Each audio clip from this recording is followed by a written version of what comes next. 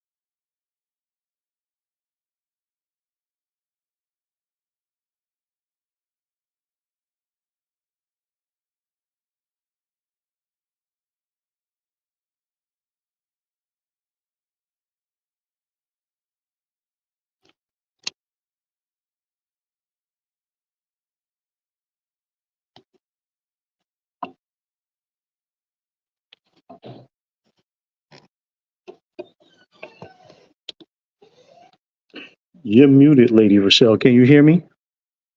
Can you hear me? I can hear you. I'm just live, so I didn't want to say anything. Oh, you just well, got volume back. Okay, I'll be back to get you.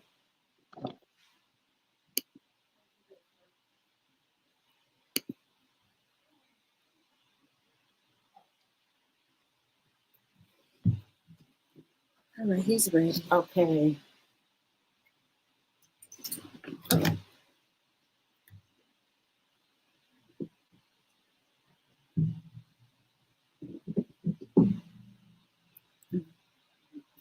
Let me start it.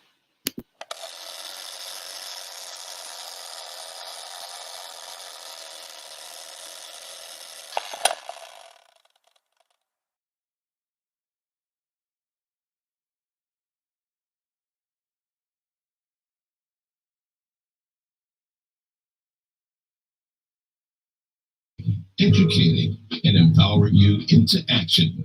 This is Warriors Talk with your host, Lady ReShell. Hello. Welcome to Warriors Talk with author and founder Lady ReShell, where we move away from awareness towards action. It's Relationship Monday, and our topic for today is signs they are not the one. We are live on Intellectual Radio. We just heard from the Drive F5 with Roman. Keep it locked right here on Intellectual Radio and allow us to feed your brain. On the last episode of Warriors Talk, I discussed steps to advocating with purpose. Head on over to YouTube and type in Intellectual Radio. Stay connected. for any episodes you may have missed. The quote of the day is, if they're not clear on what they want, it's clear they don't want you. Here is your trending topic for today. And our trending topic is coming courtesy of WLS News.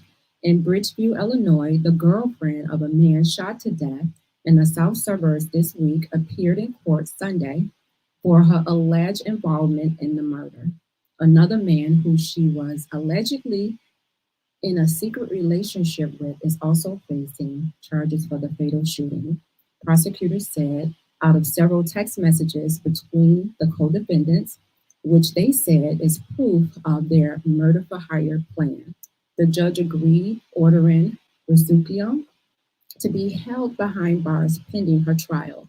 For the second consecutive days, the mother of the 39-year-old victim, Arturo Cantu, walked out of the court clearly distraught. I'm done waiting. I will do it myself, and there will be no mercy. And those are the alleged text messages that came from Anthony Cletheron and Rizukio. And the mother said that she was heartbroken and that her life is destroyed.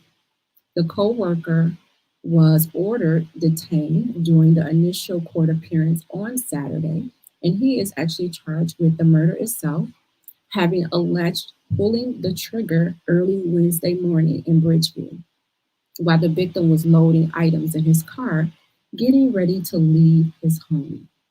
My philosophy is if you're not getting along as a couple, leave. Don't kill them. And that was said by the victim's mother.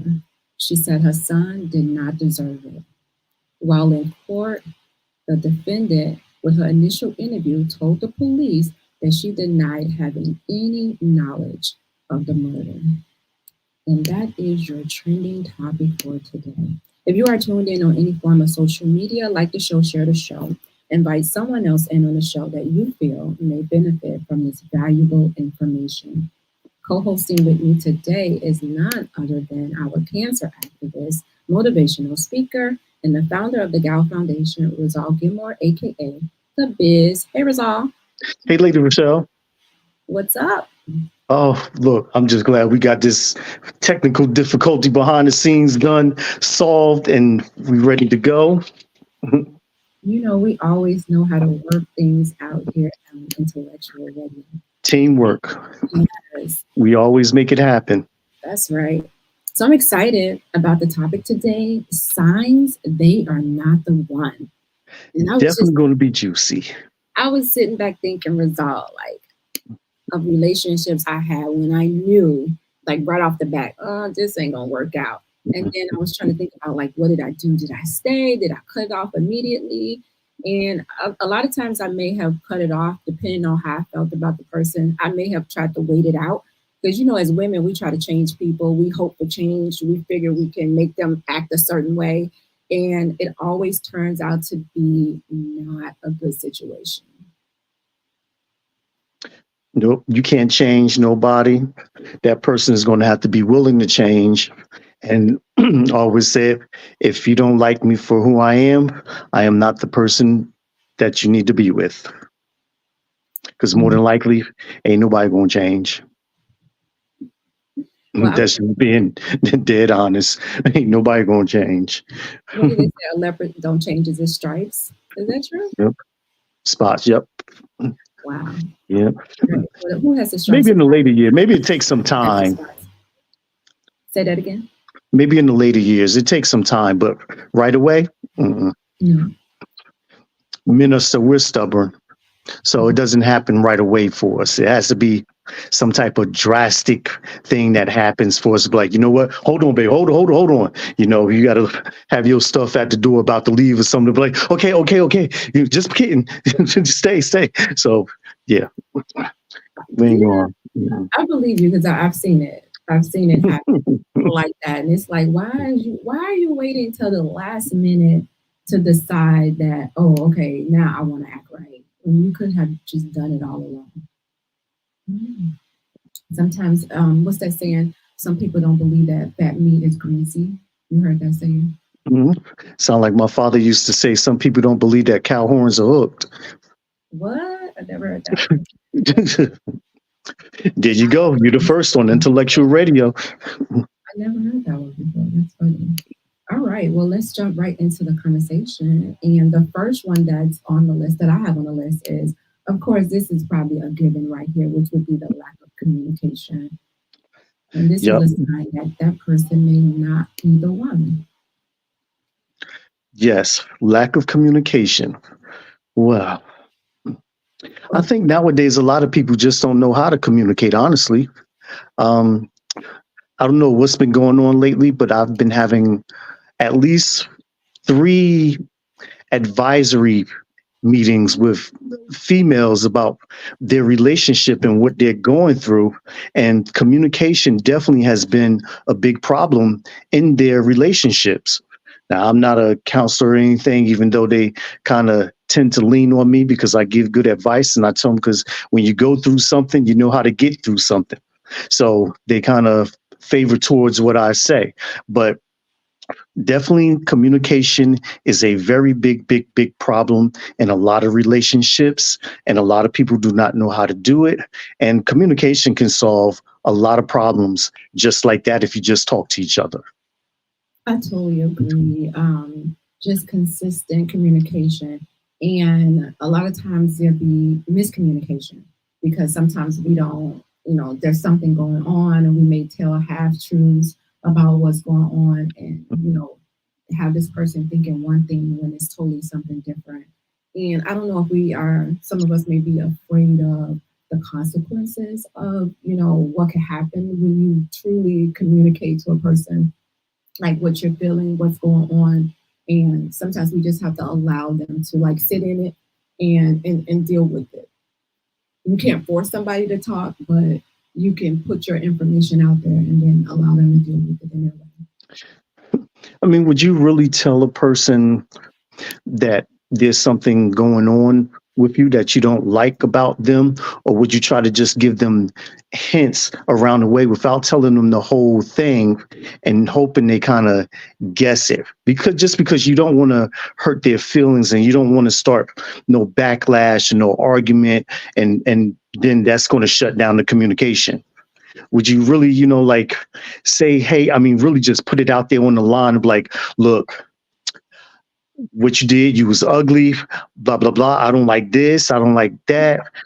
F, Y, and Z. You need to change this, change that. Like, would you do it in a nice, softer way, kind of like to break them down? It's almost like you're complimenting them and killing them softly at the same time. Right. I would always do it in a nice, soft way because you have to deliver the message in a good way if you want a good response. I think I heard this saying before. It's like you do it like a sandwich. You give the compliment, in between you tell them what's wrong, and then at the end you give them a compliment. You make it a sandwich. So I'm the type of person. When I was younger, I would sometimes I wouldn't address things that happen right away. I'd be like, maybe they didn't mean it. Maybe they wasn't aware that this is how they're treating me or this is what they said. So I would just make note of it, a mental note. And then if it happened again, I'm like, okay, maybe that was intentional. And then it happened again. I'm like, okay, I was the type of person that I would write you a letter and I would say, hey, this is exactly how I'm feeling. I would put it on paper and I would give it to you, allow you a chance to process it, and then hear your feedback. Just so I feel like that way is really not confrontational because we're not face to face, and you're not looking at me while we're having this conversation, but you could go off to yourself and read the letter. So I would do that a lot. I would do that a lot, and some people took it well. Some people still didn't take it well. Do you still write letters to this day?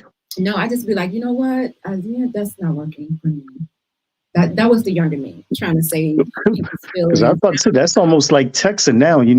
Those letters, they don't hold the emotion and none of that. So somebody could misread it or misunderstand, what you were really trying to get across and how you were saying it. It's not what you say, but how you say it. So they could have misinterpreted back then.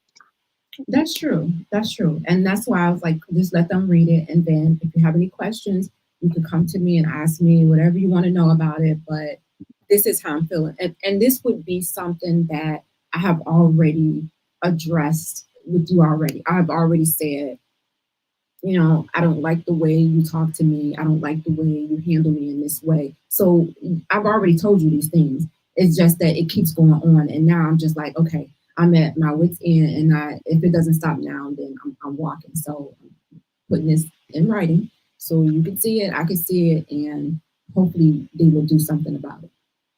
Well, besides those letters, did you ever write any like love letters or poems or anything? Because you can't have the bad without the good. You got to throw some type of good in there and not just only recognize the bad. I'm an action person, so I probably did not. Let me take that back. I didn't start writing poetry until my 30s. So in my 30s, I started writing poetry. So um, I've only written poetry for two men in my life, but I have a lot of poems about them, about other.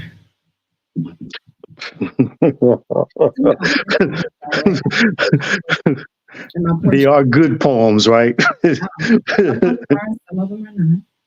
I have a poetry book, and it's called Visions of Happiness, and it talks about my poetic recollection of from going from pain to purpose. And so you see how I transitioned from a painful period in my life all the way to my purpose, finding my purpose. So yeah, it's funny when I sit back and read the poems, and then a couple of them have read it and just like, wow, that's how you feel. Yeah, that's what space was you in back then? What was you think? I had to get it out. It was a way of You're gonna have to talk about this later. it was You're a gonna way have to of read some I may poetry to read me. one of them before we get off here. It was a way of me healing, so I had to get it out. And once I wrote the book and closed that chapter, and then I'm good. I'm good. No, I'm actually going to do some suggestions because, like I said, along with those ladies who I've been talking to for this past week, I've had about a good three people who also who's been dealing with cancer. Actually, I've been overwhelmed with people who are dealing with cancer, lost one. Um, it's just been very crazy. Like a lot of people just don't understand, we do this relationship Monday thing, once a month, but we're still out there on the front line fighting this battle day by day. And sometimes it even gets tough for us. And I definitely could say I have been overwhelmed by the phone calls and the people and, the advice on what to do, how to do, or, maybe do it this way, something different just to try to help. It's been very, whew, it just still continues to let me know that this thing that we stand up for is still fighting us back. And I don't know where the light at the end of the tunnel is going to be, but I just tell everybody, just don't give up, keep fighting. I know you get tired, but don't quit. Yes, and that's one of the reasons why I decided to take my breast cancer advocacy to another level by making sure I get the right training so that I would be able to address these individuals when they come to me and be able to send them to different places, support places, get resources, because cancer is not slowing down. I'm sorry, it's not. And it's sad to say, that it's not slowing down. And although there's plenty of research out there, there's a couple of vaccines out there. I mean, we're still using basically the same treatments that we have been using for years and years. We're still doing surgery. We're still doing chemo. We're still doing radiation. Now they have what's that, immunotherapy. But we're still doing the main things that we have been treating cancer with for years. So that's why clinical trials are so important. If you see a clinical trials, especially Black people, because they claim that we don't participate in clinical trials. And that's why a lot of the times when we are given these treatments, these therapies, they're not effective on us because it wasn't made for us, because we wasn't there when they was doing the clinical trials. We wasn't in that process. So you're absolutely right.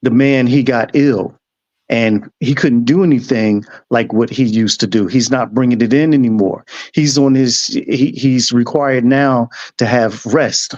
He has to sit down. And now you have to step up.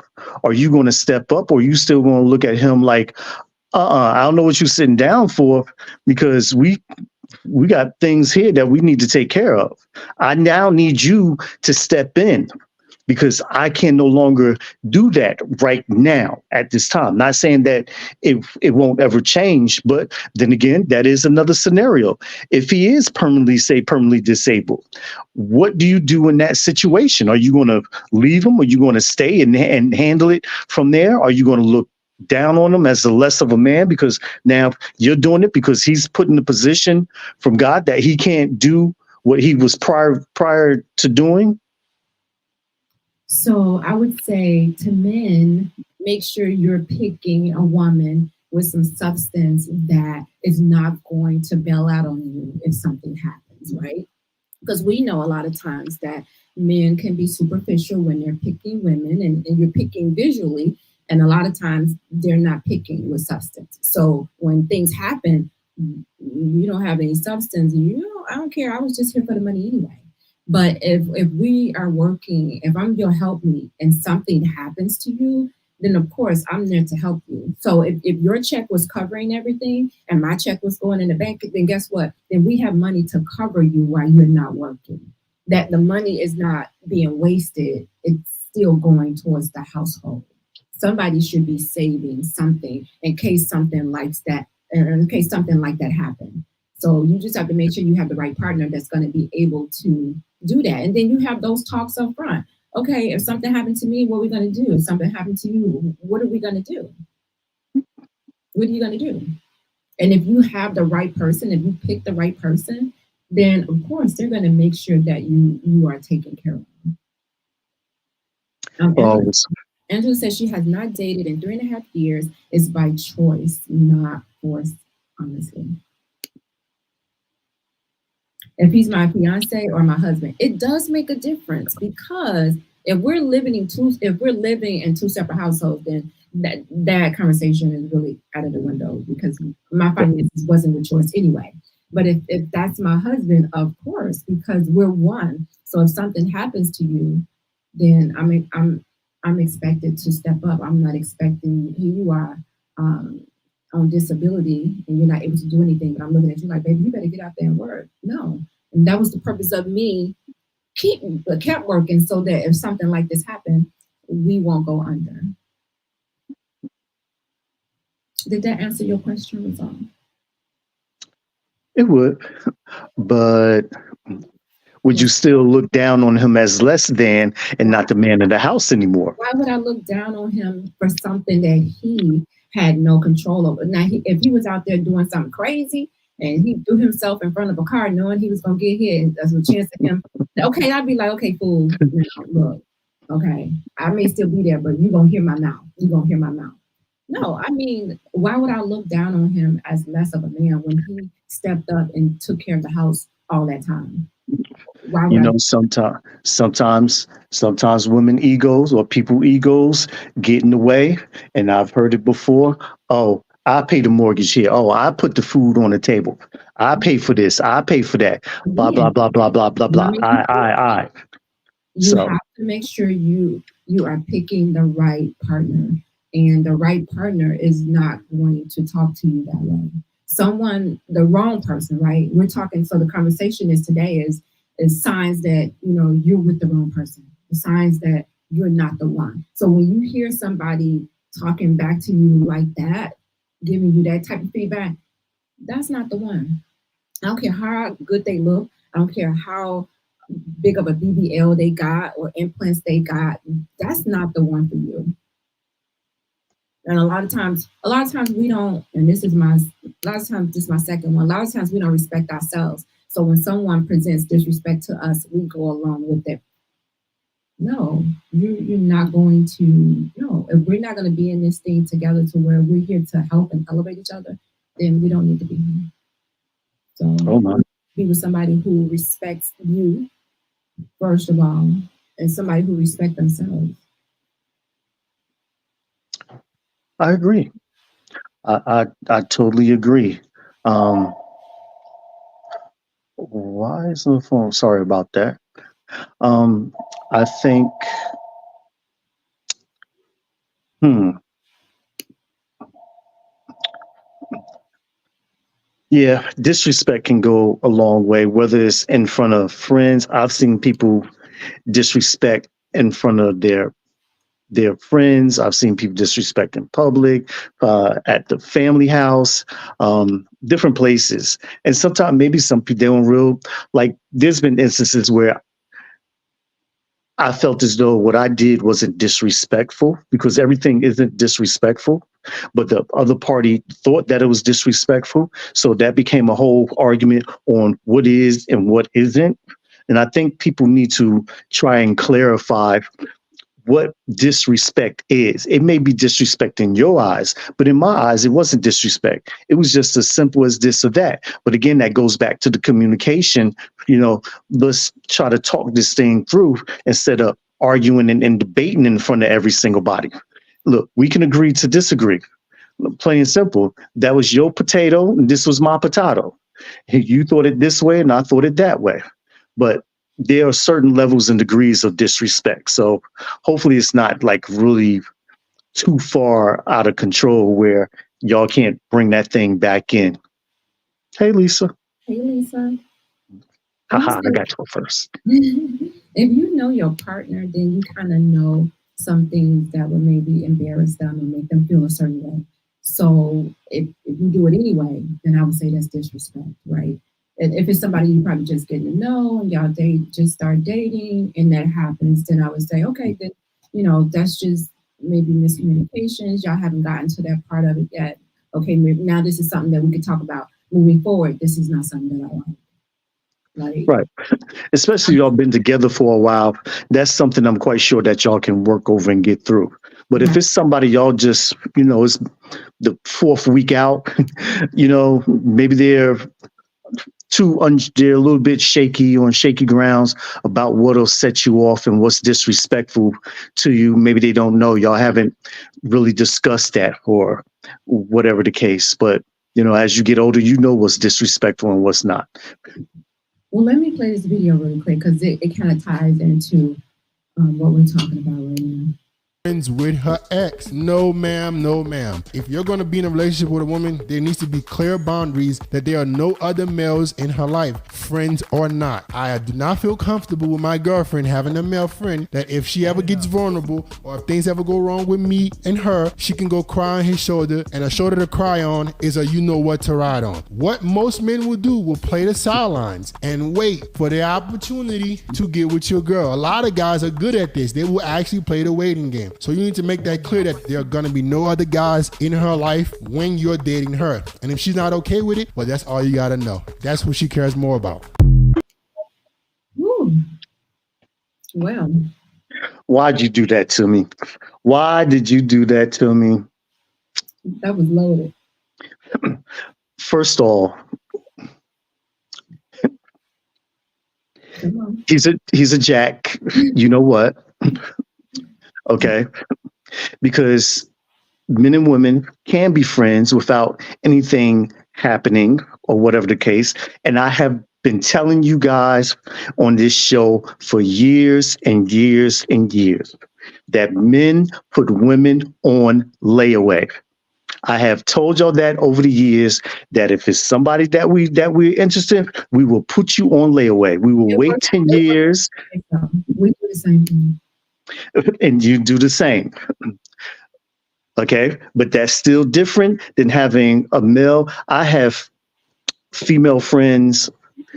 I have 5 close female friends. Matter of fact, that ain't nothing never happened. I'm not waiting in the wind. I'm not waiting for something to happen in a marriage or relationship or whatever the case. We are friends. We vibe like that. And that's it.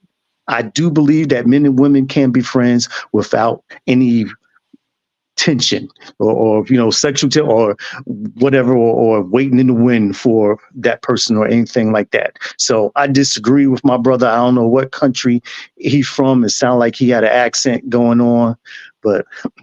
Well, I would say if I'm dating someone, like we're exclusively dating, and you tell me that you have a female best friend, I'm out of there. I am not wasting my time on you. I'm not. I don't care how good you are. I don't care how much money you make. I'm just out of there. I'm not, because a best friend is somebody that you go and talk to when things are going wrong with your partner or things are going wrong at work. Like 9 times out of 10, you're going to tell your best friend stuff before you even tell your spouse. And I'd be doggone if I'm going to have another woman having one up on me with my man. So you guess what? No, you could keep being friends and I'm going to be okay. You know what's interesting about that? That's one of my core values that I would not budge on. Not budge on. One thing I learned in my experience of having the friends who I have is not to disclose my relationship with them. Because, like you said, having them know what's going on and not having your partner know what's going on, I understood that. I understood the assignment a long time ago. So that I cancel out. We don't discuss what's happening in our, unless it's just to the point where I'm banging my head against the wall and they got to know, or I need to talk to somebody. Other than that, I usually just talk it out with myself and God and hope things will work through. And usually within 2 days or so, the air get clear and it's not thick anymore, and we get back. And I didn't have to tell anybody anything. I'm not the type to run and tell them like, "Hey, this is what's happening," because you tell one person, loose lips sink ships. Next thing you know, it's all over the place, and this was going on, and then the best friend looking at her sideways because you and told her things about her, and she wondering why she looking at her like that. And now we got a whole beef, and y'all ready to put them up. Well, your key word was friend. I'm saying best friend. So a friend, I wouldn't expect you, to run and tell them. But I'm talking about a man having a female best friend, and that's something for me. I wouldn't want to be in a relationship. I wouldn't even entertain you. As soon as you said, "Oh yeah, I have a female best friend," I went out with this guy a couple times, right? And he had a female best friend. I think I dated two guys that had a female best friend. And, at first I'm like, we ain't close, so I really don't care. We was just in the dating stages. And so we went out and to somewhere where she was there. And we went to go, I think it was her birthday or something. We went to go celebrate. So, I went, and the females, we can tell energy. Like I picked up on the energy right away when he was introducing me. And just like men could be territorial, women could be territorial too. And I kind of picked up on the energy, and I just kind of watched her watch us, right? And as soon as she had a chance to swoop in with him, she did. So I was like, yeah, this is something that I don't even want to entertain. And it was in the beginning of the relationship. We were still in the dating phase. So I just stepped back. And I didn't tell him that was the reason. I just was like, I'm good. So, I mean, we pick up on stuff. That's just women. Not that men don't either, but yeah, I'm not wasting my time. Do you ever think that you're too much to date? Nope, I'm not. For the right person, absolutely not. For my one, absolutely not. No, he's going to be like, baby, I got you. Don't worry about it. Don't worry about it. I got you. For the right person, I'm just enough for him to handle. For the wrong person, I'm a problem. I'm an issue because I wasn't made for him. For my one, baby, bye. No, I'm listening. Don't worry. I'm listening. I'm interested. I have so many male friends that's been in my life for a very long time. When they're in a relationship, I step back out of the picture respectfully. And that's good, Angela, as you should. As you should. Lisa said it's a sticky situation. It can be a sticky situation. And I'm not saying that you can't have friends of the opposite sex, because I do have male friends of the opposite sex, but I also have boundaries in place with those friends of the opposite sex. So I'm not going to be, you know, when I see them with their girl and I'm out trying to, like I got one up on a girl. Like, no, you have to respect people in their relationship. And even if they try to cross the line, you have to remind them, oh no, babe, you in a relationship, I'm good. We friends, remember. Let's keep it this way. So you have to hold people accountable. Yeah, it's not like it's not a competition, having Right. the one up. You just happen to know a little something, about and it's crazy because one of my things, what you just played, what he's talking about was the boundaries. And I had that in my list over here. But I also have they make you feel bad about yourself, Yeah. which which for me going into this whole thing, like you almost make me feel like I don't need to have any friends. Like you're just everything, all what I need, and that's cool. But it has to be some communication with the world out there, even though you're being my world, but still. Oh, that's a good one. You should still have your own identity outside of the relationship. That's a good one. You should still have your own friends, your own circle of friends. You should be able to go hang out with your friends. I should be able to go hang out with my friends. And you're not all or everything to somebody, and you should never try to be. That's a person who has a void that they're trying to fill, and nobody is going to be able to fill that. Do you feel as though that your man, he should be like obsessed with you? Of course, he should be obsessed with me in a good way, not in a sick way, because I'm going to be obsessed with him in a good way, not in a way that's like, oh my God, it's scary. I'm a type of person, the older I've gotten, I enjoy my space. I enjoy my time, my alone time, my time with my girls. In my younger days, I'd be like, I need quality time. We need to be together. Why we need together? Why you didn't call me? What's going on? We supposed to be together 5 days a week. Like that was the younger me. I don't know what was going on in my head. The age I am right now, it's like I'm good. Well, they say you live and you learn. So you went through different phases to get to the point of what you really wanted. So going through that time, back then of wanting to be, I guess, clingy, could we say? Yeah. To be, and sometimes, it's not for everybody. Like you said, is you cannot you can do what you do, and then we come back and unify together. Right. That's the thing. Do what you do, I do what I do, and then we come back and unify together. What brings us back together? Give me a chance to miss you. Like, give me a chance to be like, oh, I wonder what he's doing, where he's at. Oh, babe, I miss you.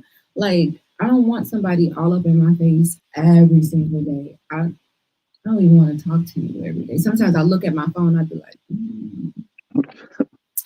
like yeah, but what happens if y'all married? Y'all living together. So bad. I'm still gonna married. My own. We're not gonna be together 24/7. You're gonna be at work. I'm gonna be at work. I'm gonna still have my time, whether I have to go out and have my time. But that's something that you should discuss with your partner. Again, that person is probably not your one if they're going to be doing all of that. And that's something you should know up front, because they're going to, sometimes we dismiss red flags up front because we want to be in a relationship really bad. So and you knew it was coming, but you just dismissed it.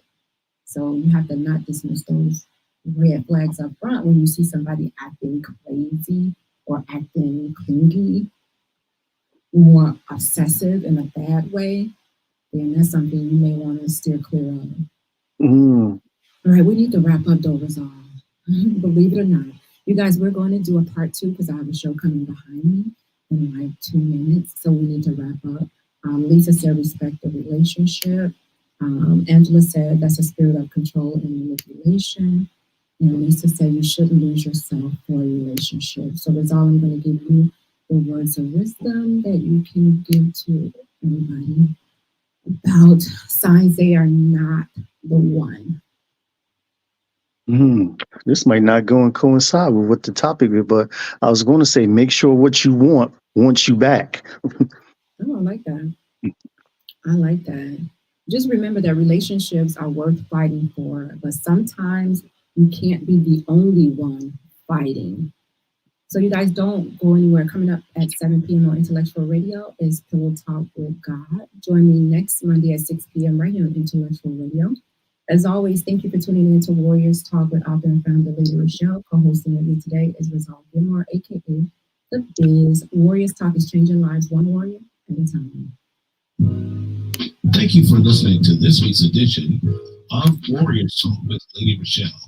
To find out more about Warriors Talk, follow at Warriors Talk, the number 1, on all social media outlets, and Warriors Talk with Lady ReShell on YouTube. Please join us next week and every Monday evening at 6 p.m. Central Standard Time on intellectualradio.com for Warriors Talk with Lady ReShell, where we encourage, educate, and empower you into action.